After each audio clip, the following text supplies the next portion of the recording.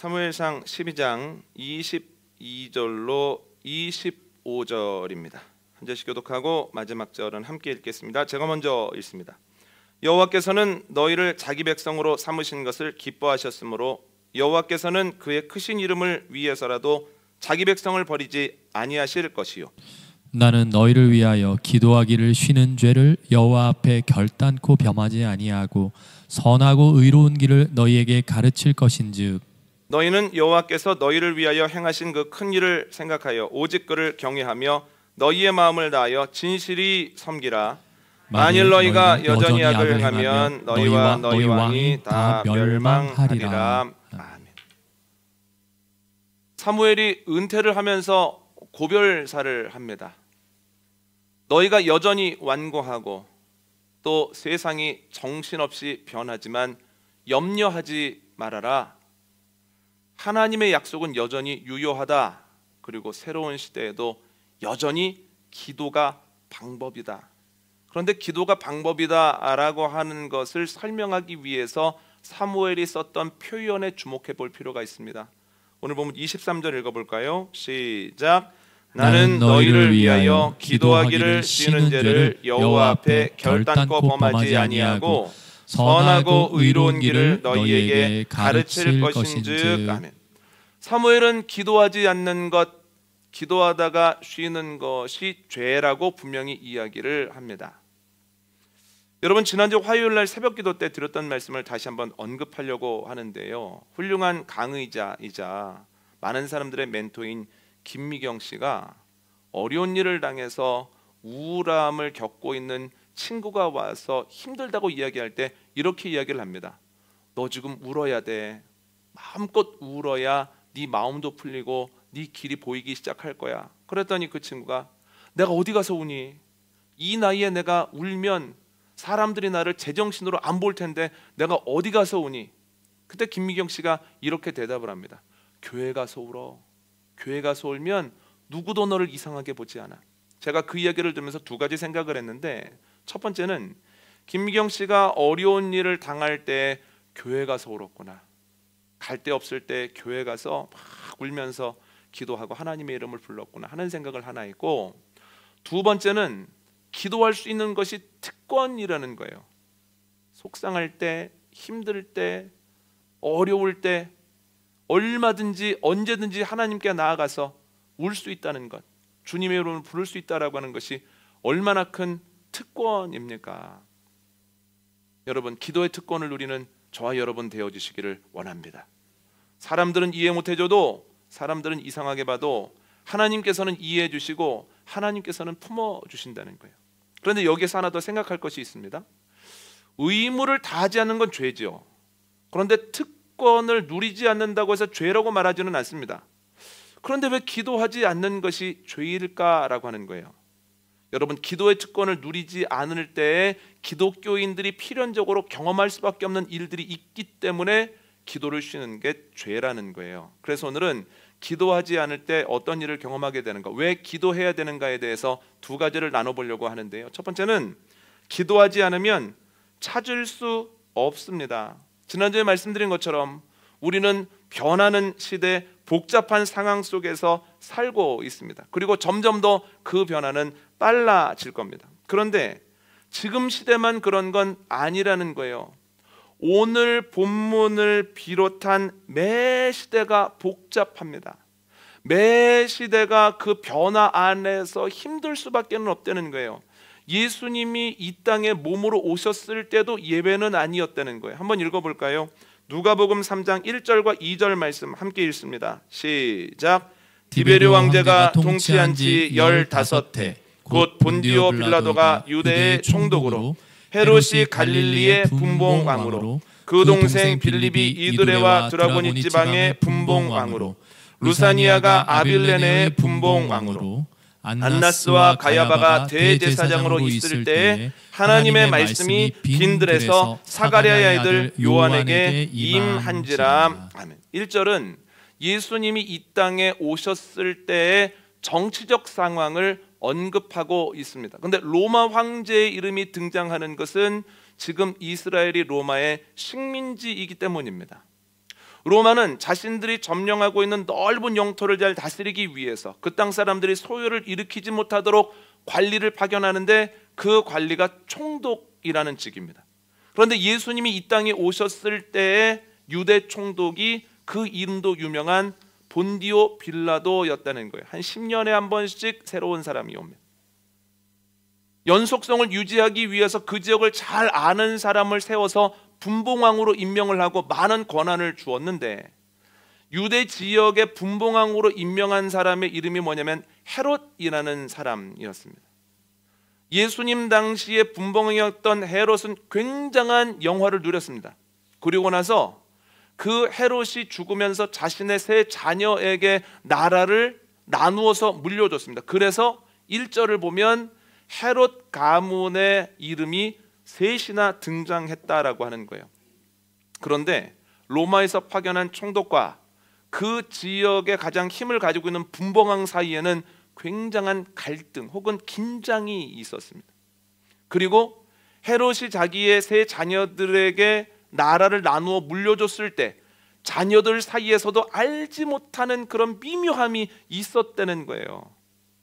그들의 갈등과 그들의 긴장과 그들의 미묘함에 따라서 사람들의 운명이 많이 바뀌곤 했습니다. 정치적으로 얼마나 복잡한 상태입니까? 2절에는 종교적 상황이 나와 있습니다. 여러분, 대제사장은 이스라엘의 종교 지도자입니다. 그런데 희한하게도 로마가 자신들에게 호의적인 사람들에게 뇌물을 받아서 1년에 한 번씩 대제사장을 임명했다는 거예요. 말도 안 되는 일이죠. 그래서 뇌물을 많이 주고 대제사장의 자리에 오르면 그때부터는 본인이 뇌물로 썼던 돈을 수거하기 위해서 많은 일들을 했는데요. 그 중에 하나가 성전 안에다가 환전상도 놓고 동물 파는 사람들도 나서 그들에게 돈을 걷는 겁니다. 그 자리가 얼마나 좋은지, 얼마나 많은 것을 누리는지 한 번 하면 내려오기가 싫은 거예요. 그러나 로마는 계속 놓지 않고 1년에 한 번씩 바꾸죠. 왜냐하면 그래야 뇌물이 계속 들어오거든요. 그런데 뇌물을 주고 그 자리에 가는데 가장 탁월했던 사람이 안나스라고 하는 사람입니다. 자기가 대제사장 하고 나서 또 하지 못하니까 자기 아들들에게 계속 대제사장을 하게 만듭니다. 그리고 나중에는 사위 가야바가 대제사장에 오르기까지 합니다. 그래서 오늘 본문에 안나스와 가야바라고 하는 제사장의 두 명의 이름이 있게 됐다는 거예요. 그런데 여러분, 안나스가 먼저 나옵니까? 가야바가 먼저 나옵니까? 안나스가 먼저 나왔다는 거예요. 이것이 의미하는 바가 뭐냐면, 행정적으로는 가야바가 대제사장이지만 실질적으로는 안나스가 대제사장이라는 거예요. 종교적인 상황도 얼마나 복잡하냐는 거예요. 그래서 신우인 목사는 자신의 책 기도의 정석에서 이렇게까지 말합니다. 한번 들어보시기 바랍니다. 왜 예수님께서는 2000년 전 유대 땅 나사렛에 오셨을까요? 그 당시 그곳이 가장 어두웠기 때문입니다. 정치적으로는 로마의 식민지, 경제적으로는 갖은 수탈에 시달려야 했던 불쌍한 백성들을 종교가 2134개나 되는 율법의 쇠사슬로 꽁꽁 묶어버렸습니다. 백성들뿐만 아니라 종교 지도자 자신들도 묶어버렸습니다. 그 사실을 자신들조차 몰랐습니다. 그래서 예수님께서는 그들을 가리켜 눈먼 자가 눈먼 자를 인도한다고 말씀하셨습니다. 여러분, 종교 지도자들마저도 눈멀어 있습니다. 어떤 것을 선택해야 되는지도 모르겠고 어떤 길을 가야 하는지도 모른다는 거예요. 이렇게 어려운 상황 속에서 예수님은 무엇을 하는 것이 옳은지 본을 보여주셨는데요. 마가복음 1장 한번 읽어볼까요? 마가복음 1장 35절입니다. 시작. 새벽 아직도 밝기 전에 예수께서 일어나 나가 한적한 곳으로 가서 거기서 기도하시더니 아멘. 예수님께서 새벽에 일어나 하나님 아버지께 기도하시더라는 거예요. 여러분, 또 하나 읽을까요? 마가복음 6장 46절을 함께 읽겠습니다. 시작. 무리를 작별하신 후에 기도하러 산으로 가시니라. 아멘. 예수님께서는 바쁠 때도, 아니 바쁠수록 기도를 위한 시간과 장소를 마련하셨습니다. 그러니까 기도의 본을 보여주셨죠. 그런데 기도의 본을 보여주신 것으로 그치지 않습니다. 예수님은 기도를 명령하셨다는 거예요. 마가복음 14장 38절 한번 읽어볼까요? 시작. 시험에 들지 않게 깨어있어 기도하라. 마음에는 원이로되 육신이 약하도다 하시고. 아멘. 주님께서는 잠들지 말고 시험에 들지 않도록 깨어 기도하라고 기도에 대한 명령을 하시죠. 그런데 주님께서는 하나 더 하십니다. 기도를 가르쳐 주십니다. 그것이 우리가 했던 주기도문이라는 거예요. 여러분, 왜 기도해야 할까요?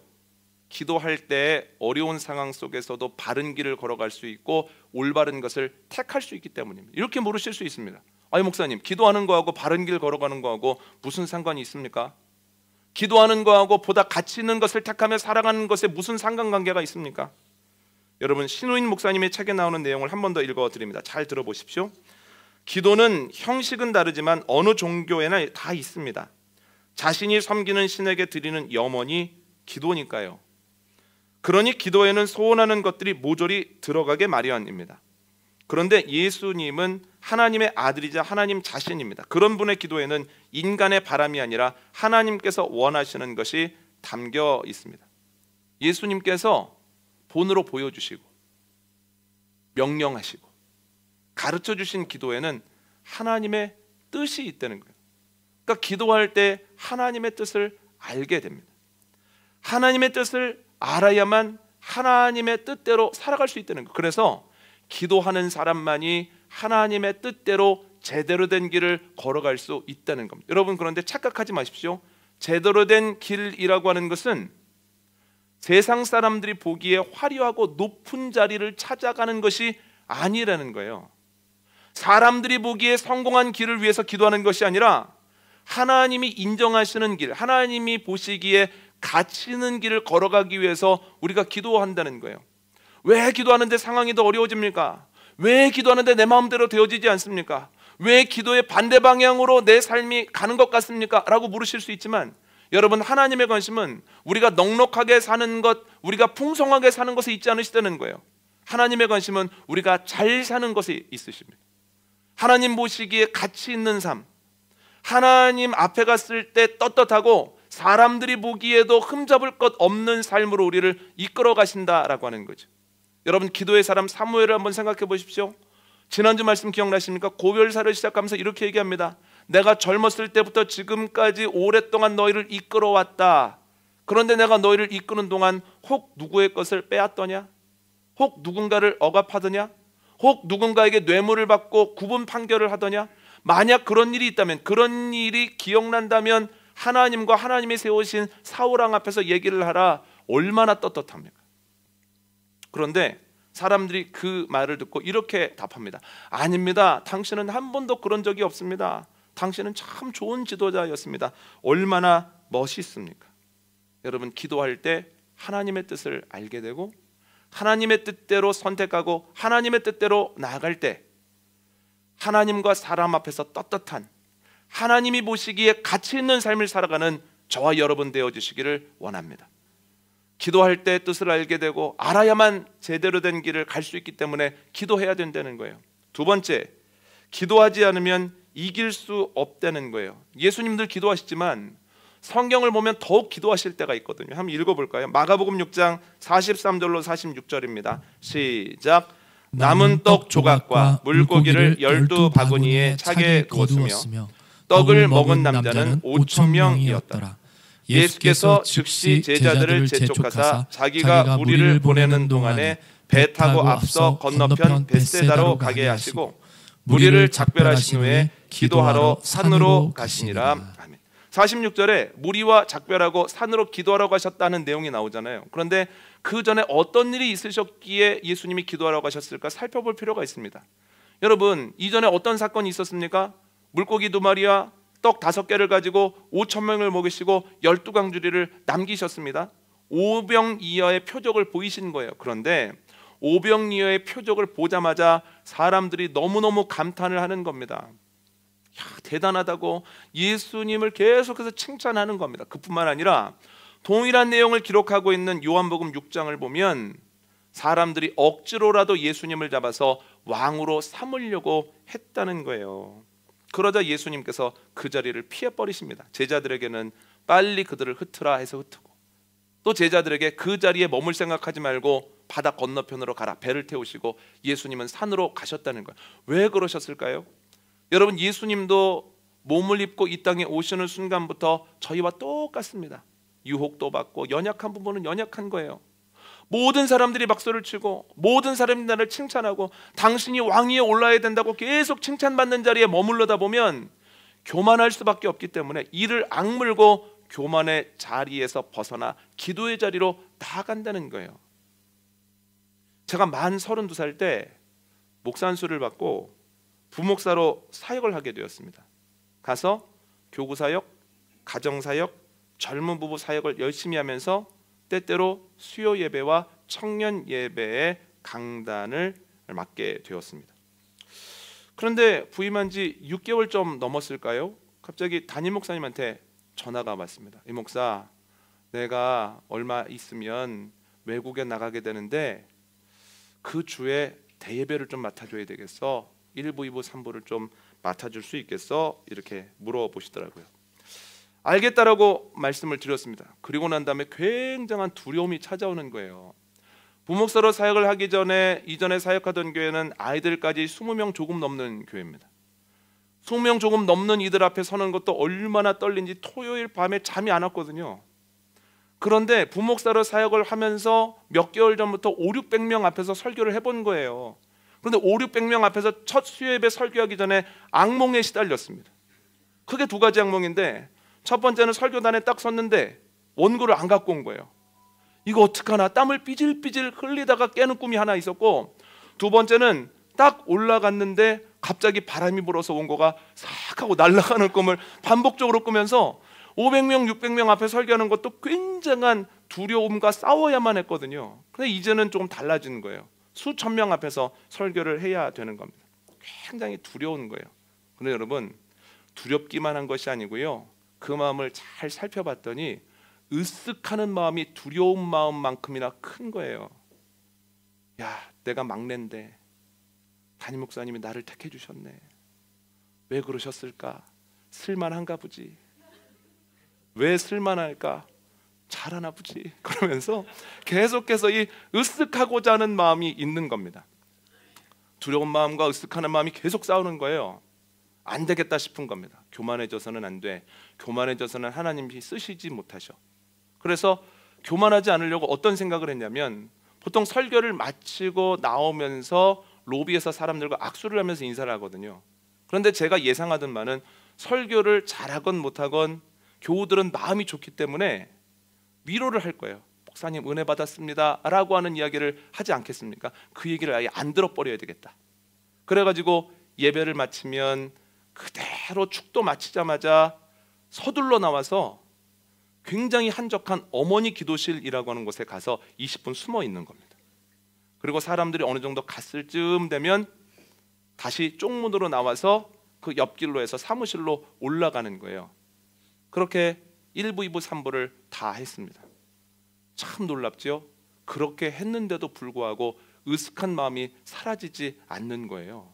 더 이상한 건 교만해지지 않기 위해서 어머니 기도실로 내려갔던 그 행동조차도 제 의가 되는 거예요.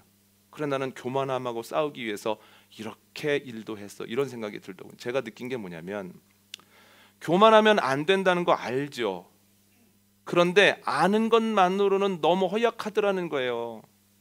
알지만 안 됩니다. 그래서 기도할 수밖에 없습니다. 주님, 교만하기를 원치 않는데, 교만하면 넘어진다는 걸 아는데 이렇게 제 마음이 통제가 안 됩니다. 제가 제 마음을 붙들지 못하니 주님께서 제 마음을 붙들어 주십시오. 기도할 때 하나님께서 계속해서 이 마음을 만져주시고 붙잡아 주시더라는, 그래서 기도할 수밖에 없습니다. 기도하지 않으면 내가 알지만 못한다는 거예요. 여러분, 어려운 일을 당하고 나면 우울한 마음이 찾아옵니다. 내가 우울하면 안 돼. 내가 우울하면 우리 가족들 모두 우울해. 내가 흔들리면 다 흔들리는 거야. 내가 넘어지면 다 넘어지는 거야. 내가 그러지 말아야지 라고 마음으로는 힘쓰지만 그게 됩니까 안 됩니까? 안 된다는 거예요. 계속해서 우울한 마음이 찾아오고 내 삶이 허탈하게 느껴지고 내가 뭐 했나, 앞으로도 아무 의미 없지 않는가 하는 마음에 하루 종일 시달릴 때도 있다는 거예요. 여러분, 그렇기 때문에 기도해야 되는 겁니다. 우울할 때, 힘들 때, 가치 없게 느껴질 때 하나님께 나가 기도하는 겁니다. 기도가 어렵지 않습니다. 하나님 내 옆에 계시거든요. 그럼 내 옆에 있는 사람에게 이야기하듯이 읊조리는 겁니다. 하나님, 우울하면 안 된다는 걸 아는데 굉장히 우울하네요. 하나님이 내 옆에 있다는 걸 알면서도 굉장히 외롭네요. 주님, 나를 붙잡아 주십시오. 기도할 때 하나님이 기도하는 자를 꽉 붙들어 주신다는, 우울함으로부터 건져 주신다는 거예요. 여러분, 여러 가지 일들을 하다가 사람들에게 서운한 마음이 생깁니다. 서운하면 안 된다는 것도 압니다. 그럴 사정이 있었겠지. 그 사람도 힘들겠지. 그걸 알면서도 서운하고, 또 서운하다가 더 나아가서 그 사람이 밉기까지 하다는 거예요. 그러면 안 된다는 거 알죠? 그럼 미운 거예요. 그럼 뭘 해야 됩니까? 기도해야 되는 거예요. 주님, 제 마음을 꽉 붙들어 주십시오. 미워하지 아니하도록 내 마음과 내 입술에 날카로운 것이 자리 잡거나 날카로운 것이 나오지 않도록 주님 꽉 붙들어 주십시오. 기도할 때 주님께서 기도하는 자를 붙들어 주신다는 거예요. 여러분, 나이 들어감이 어떠십니까? 나이 들어감이 신나십니까? 아니면 나이 들어감이 때때로 고달프십니까? 저는 고달플 때가 많습니다. 예전에 보이는 것 잘 안 보일 때가 있고, 내 몸으로 할 수 있었는데 무언가의 도움을 받아야 될 때도 있습니다. 저는 지금 돋보기를 써야 하느냐 말아야 되느냐를 가지고 한 달째 고민 중입니다. 돋보기까지 썼다가는 뭔가 더 많이 갔다는 느낌이 올까봐 참고는 있습니다만, 설교 원고를 볼 때 새벽에 아른아른한 걸 볼 때 쓸 때가 오긴 왔어 그러거든요. 나이가 들면서 여러 가지로 말도 길어지고 핵심도 사라지죠. 그러면 안 된다는 거 압니다. 그래, 바울처럼 내 겉사람은 후패해져 가도 내 속사람은 새로워져 가야지. 하나님 만나는 그날이 가까이 오고 있는데 힘을 내봐야지. 알면서도 안 되는 거예요. 그때 뭘 해야 되겠습니까? 하나님께 기도해야 됩니다. 하나님, 좀 더 좋아지면 좋겠는데 자꾸 나빠집니다. 자꾸 힘들어집니다. 주님, 저를 붙잡아 주십시오. 제가 눈이 어른거려서 돋보기를 쓸망정 하나님을 바라보는 눈에는 이상이 없기를 원하고 하나님을 더 잘 찾아내기를 원합니다. 기도하면서 나아가면 주님께서 붙잡아 주신다는 거예요. 여러분, 우울할 때, 미운 마음이 들 때, 또한 내 마음대로 안 될 때 기도함으로 나아가는 은혜가 저와 여러분에게 넘치게 되어지기를 원합니다. 그런데 성경을 보면 이와 더불어서 주님이 기도하라 명령하실 때가 있거든요. 마가복음 14장 36절로 38절 한번 읽어볼까요? 함께 읽습니다. 시작. 이르시되 아빠 아버지여, 아버지께는 모든 것이 가능하오니 이 잔을 내게서 옮기시옵소서. 그러나 나의 원대로 마시옵고 아버지의 원대로 하옵소서 하시고, 돌아오사 제자들이 자는 것을 보시고 베드로에게 말씀하시되 시몬아, 자느냐? 내가 한 시간도 깨어 있을 수 없더냐? 시험에 들지 않게 깨어 기도하라. 마음에는 원이로되 육신이 약하도다 하시고. 아멘. 기도를 명령하시죠. 깨어 기도하라고. 그런데 그 앞에 우리가 익히 알고 있는 내용이 나옵니다. 뭐라고 기도하십니까? 예수님께서 이렇게 기도하시죠. 주님, 내가 잔을 피할 수 있다면 피하고 싶습니다만 그러나 내 원대로 마시옵고 아버지의 원대로 해주시기를 원합니다. 그럼 예수님이 지금 어디에 계신 겁니까? 겟세마네 동산에 계신다는 거예요. 예수님이 지금 뭘 앞두고 계십니까? 십자가 지심을 앞두고 계시다는 거예요. 여러분, 큰 사역 앞에, 큰 십자가 앞에 주님이 계시죠. 그 십자가 앞에서 주님은 기도하셨을 뿐만 아니라 제자들에게 기도해라, 이 문제 앞에서 기도해야 된다, 그래야만 이길 수 있다라고 이야기를 해 주셨다는 거예요. 여러분, 예수님도 우리와 똑같은 몸을 가지고 있습니다. 기도하지 않으면 큰 사역과 못 부딪힙니다. 무서워서. 계속해서 기도하지 않으면, 기도를 통해서 새 힘을 공급받지 않으면 사역을 하다가 마무리 못합니다. 힘이 붙이기 때문입니다. 그러나 주님이 기도하셨을 때, 땀방울이 핏방울로 보일 정도로 열심히 간구하셨을 때 십자가라고 하는 사명에 부딪히셨고 십자가라고 하는 사명을 완수하셨다는 거예요. 여러분, 신앙의 선배들도 똑같습니다. 모세는 떨기나무 앞에서 자신이 감당해야 되는 사명을 알게 됩니다. 그런데 너무 무서운 거예요. 바로가 너무 무섭습니다. 그래서 애굽으로 못 가는 겁니다. 그런데 어떻게 되었습니까? 하나님과 대화하는 가운데 하나님께 내 연약함을 계속 고백하고 하나님의 그 약속을 계속 듣는 가운데에서 애굽 바로라고 하는 큰 사명과 부딪혔을 뿐만 아니라 하나님께서 맡겨주신 사명을 감당했다는 거예요. 여러분, 엘리야 어떻습니까? 사명을 감당하다가 지쳐버립니다. 로뎀나무 아래에 누워서 죽기를 구합니다. 왜 그렇습니까? 그러면 안 된다는 걸 알지만 육신이 약하여 마음이 연약하여서 지쳐버린 거예요. 탈진한 거예요. 그런데 어떻게 일어났습니까? 하나님께서 만져주시고 하나님께서 먹을 떡과 마실 물을 계속해서 주실 때 그것을 거부하지 않고 먹고 마셨을 때 새 힘을 얻어서 끝까지 사명을 감당하더라는 거예요. 여러분, 우리도 사명을 아는 것만으로는 사명과 부딪힐 수 없고 또한 우리의 의지와 능력만으로는 사명을 끝까지 감당할 수 없습니다. 기도하면서 새 힘을 공급받아야 합니다. 그래서 주님께서는 기도의 본을 보이셨고 기도를 명하셨고 우리에게 기도를 가르쳐 주신 겁니다.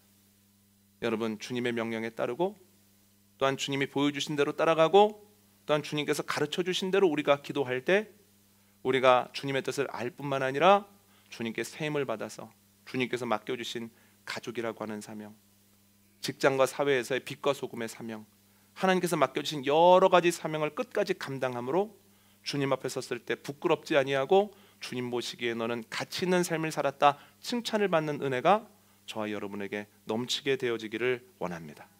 오늘 말씀 정리합니다. 기도를 쉬는 것은 죄입니다. 이유가 두 가지입니다. 첫 번째는 기도하지 않으면 알 수 없습니다. 그래서 바른 길 못 갑니다. 두 번째는 기도하지 않으면 힘이 붙여서 사명 감당 못합니다. 새 힘 받아야 됩니다. 여러분, 기도의 사람 되기를 원합니다. 한 해, 신앙의 한 해를 맞이하면서 더욱 기도하시기를 원하고 또 새로운 해에 더욱 기도의 자리로 나아갈 때 승리하고야 마는 역사가 저와 여러분에게 넘치게 되기를 원합니다.